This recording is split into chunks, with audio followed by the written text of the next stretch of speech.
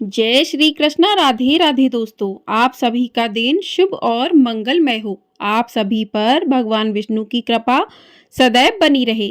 आज की वीडियो में आप सुनेंगे माघ मास महात्म्य का अध्याय 19। पिछले वीडियो में आपने सुना था अध्याय 18, जिसमें आपने सुना था कि किस प्रकार से लोमेश ऋषि ने माघ स्नान का महत्व बताया था, किस प्रकार से ब्राह्मण और राजा दोनों ही एक ही दिन मृत्यु को प्राप्त हुए थे और दोनों को बराबर इंद्रलोक में देखा गया। कहा जाता है कि राजसूय यज्ञ जो है करने वाला भी स्वर्ग भोग कर फिर जन्म लेता है, लेकिन संगम में माघ मास में स्नान करने पर व्यक्ति जन्म मरण से रहित हो जाता है, उसके सभी पाप नष्ट हो जाते हैं। उसके आगे लोमेश ऋषि ने पिशाच मोचन नाम का एक पुराना इतिहास सुनाया था, जिसमें कहा था कि इस इतिहास में कन्याएं और पुत्र भी सुने, उससे स्मृति प्राप्त होगी। उसके आगे का अध्याय आज के अध्याय में सुनेंगे। तो आज के अध्याय में पुराने समय में देवघुति नाम का बड़ा गंभीर और वेदों का पारंगत एक वैष्णव ब्राह्मण था। उसने पिशाच को निर्मुक्त किया था। वेद निधि कहने लगे कि वह कहाँ का रहने वाला, किसका पुत्र, किस पिशाच को उसने निर्मुक्त किया। आप विस्तार पूर्वक यह सब कथा सुनाइए। तो लोमेश ऋषि ने कहा कि किल्पज्ञ से निकली हुई सुंदर सरस्वती के किनारे पर उसका स्थान था। जंगल के बीच में पुण्य जल वाली सरस्वती बहती थी। वन में अनेक प्रकार के पशु भी विचरते थे। उस ब्राह्मण के श्राप के भय से पवन भी बहुत सुंदर चलती थी और वन चैत्र रथ के समान था। उस जगह धर्मात्मा देवधूति रहता था। उसके पिता का नाम सुमित्र था और वह लक्ष्मी के वरदान से उत्पन्न हुआ था। वह सदैव आत्मा को स्थिर रखता, गर्मी में अपने नेत्र सूर्य की तरफ रखता, वर्षा में खुली जगह पर तपस्या करता, हेमंत ऋतु में सारस्वत सरोवर में बैठता और त्रिकाल संध्या करता। जितेंद्रिय और सत्यवादी भी था। उसने आप गिरे हुए फल और पत्तियों का भोजन करता था। उसका शरीर सूख कर हड्डियां मात्र रह गई थीं। इस प्रकार उसको तप करते हुए वहां पर 1000 वर्ष बीत गए। तप के प्रभाव से उसका शरीर अग्नि के समान प्रज्वलित था। विष्णु की प्रसन्नता से ही वह सब कर्म करता था। दधीची ऋषि के वरदान से ही वह श्रेष्ठ वैष्णव हुआ था। एक समय उस ब्राह्मण ने वैशाख महीने की एकादशी को हरि की पूजा कर उनकी सुंदर स्तुति और विनती की। उसकी विनती सुनकर भगवान उसी समय गरुड़ पर चढ़कर उसके पास आए। चतुर्भुज विशाल नेत्र मेघ जैसा स्वरूप भगवान को स्पष्ट देखकर प्रसन्नता के मारे उसकी आंखों में आंसू भर आए और कृतकृत्य होकर उसने भगवान को प्रणाम किया। उसने अपने शरीर को भी याद न रखा और भगवान के ध्यान में लीन हो गया। तब भगवान ने कहा कि हे देवधूति, मैं जानता हूँ कि तुम मेरे परम भक्त हो। मैं तुमसे अति प्रसन्न हूँ, तुम वर मांगो। इस प्रकार भगवान के वचन सुनकर प्रेम के मारे लड़खड़ाती हुई वाणी में कहने लगा कि हे देवादिदेव, अपनी माया से शरीर धारण करने वाले, आपका दर्शन देवताओं को भी दुर्लभ है। अब आपका दर्शन भी हो गया, मुझको और क्या चाहिए। मैं सदैव आपकी भक्ति में लगा रहूं। भगवान उसके वचन सुनकर कहने लगे कि ऐसा ही होगा। तुम्हारे तप में कोई बाधा नहीं पड़ेगी।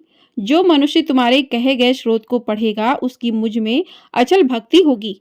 उसके धर्म कार्य सागोपांग होंगे और उसकी ज्ञान में परम निष्ठा होगी। बोलिए भगवान विष्णु की जय। तो ये अध्याय यहीं पर समाप्त हुआ। इसके आगे का वृत्तांत अगले अध्याय में सुनेंगे। तो प्रिय भक्तों, अब जानते हैं कि भगवान श्री कृष्ण ने गीता में कौन सी चेतावनी दी थी जो मनुष्य को नहीं करनी चाहिए।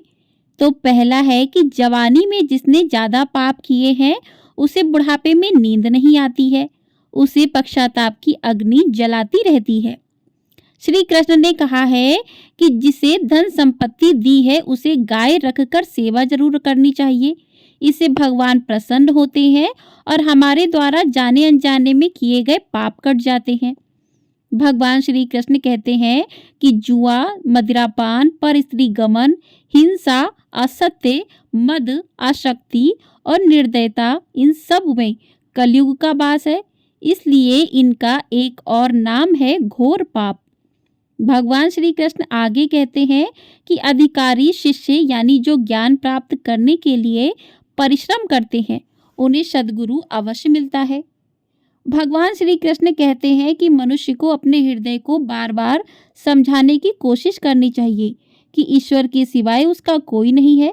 साथ ही यह विचार भी करना चाहिए कि इसका कोई भी नहीं है। इस ब्रह्मांड में जो उसका साथ देगा वो सिर्फ परमात्मा है। भगवान श्री कृष्ण कहते हैं कि भोग में क्षणिक सुख प्राप्त होता है, साथ ही त्याग में स्थायी भोग प्राप्त होता है। श्री कृष्ण जी कहते हैं कि सत्संग ईश्वर की कृपा से मिलता है, परंतु कुसंगति के परिणाम मनुष्य के अपने ही विचारों के कारण होता है। भगवान श्री कृष्ण आगे कहते हैं कि लोभ और मोह माया पाप के माता पिता कहे जाते हैं। श्री कृष्ण कहते हैं कि स्त्री का धर्म है कि रोज सुबह तुलसी और माता पार्वती का पूजन करे, इससे उनकी सुख समृद्धि हमेशा बनी रहती है। श्री कृष्ण कहते हैं कि मनुष्य को हमेशा अपने मन और बुद्धि पर विश्वास नहीं करना चाहिए, क्योंकि ये बार बार मनुष्य को दगा देते हैं। खुद को निर्दोष मानना बड़ा गुनाह साबित होता है। श्री कृष्ण कहते हैं कि पति पत्नी पवित्र रिश्ता बनाए रखने से भगवान पुत्र के रूप में उन्हें घर आने की इच्छा रखते हैं। भगवान इन सभी कसौटियों पर जांच परख कर मनुष्य को अपनाते हैं, इसलिए मन में कभी भी गलत विचार नहीं रखने चाहिए। सबके साथ सदैव प्रेम भाव से रहना चाहिए। भगवान श्री कृष्ण कहते हैं कि सुख और दुख मनुष्य के भीतर ही निवास करते हैं, परंतु मनुष्य उसे घर में, स्त्री में, पुत्र में और संपत्ति में बाहरी सुख प्राप्ति के लिए ढूंढता है। भगवान श्री कृष्ण कहते हैं कि उपासना केवल शरीर से ही नहीं, मन से भी करनी चाहिए। ईश्वर का वदन उन्हें प्रेम बंधन में बांधता है। भगवान श्री कृष्ण ने कहा है कि मनुष्य की वासना ही उसके पुनर्जन्म का कारण होती है। मनुष्य इंद्रियों के अधीन है, इसलिए उनके जीवन में विकार और परेशानियां आती हैं। कृष्ण कहते हैं कि मनुष्य के अंदर धैर्य, सदाचार, स्नेह और सेवा जैसे गुण बिना सत्संग के नहीं आते हैं। श्री कृष्ण जी कहते हैं कि जिस प्रकार शरीर के वस्त्र मैले होने पर उन्हें साफ करते हैं, उसी प्रकार मन के मैल को भी साफ करना चाहिए।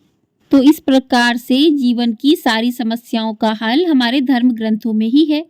अगर हम इन्हें पढ़ते हैं, समझते हैं, तो हमारे जीवन में आने वाली बड़ी से बड़ी समस्याओं का सामना किया जा सकता है। लेकिन आज की इस भागदौड़ भरी जिंदगी में किसी को भी पढ़ने का समय नहीं होता है, इसलिए हम आपके लिए धर्म ग्रंथ, वेद, पुराण, पौराणिक कथाएं और भगवान से जुड़ी सभी प्रकार की कथाएं हमारे चैनल पर मिलती हैं। तो आपने यदि चैनल को सब्सक्राइब नहीं किया है तो चैनल को सब्सक्राइब कर लीजिए, साथ ही बेल आइकन प्रेस कर दीजिएगा, जिससे आपको हमारे चैनल पर अपलोड होने वाली सभी वीडियो समय से प्राप्त हो सकेंगी। आपको हमारे चैनल पर गुप्त नवरात्रि के 10 महाविद्याओं की कथाएं प्रतिदिन सुनाई जाएंगी।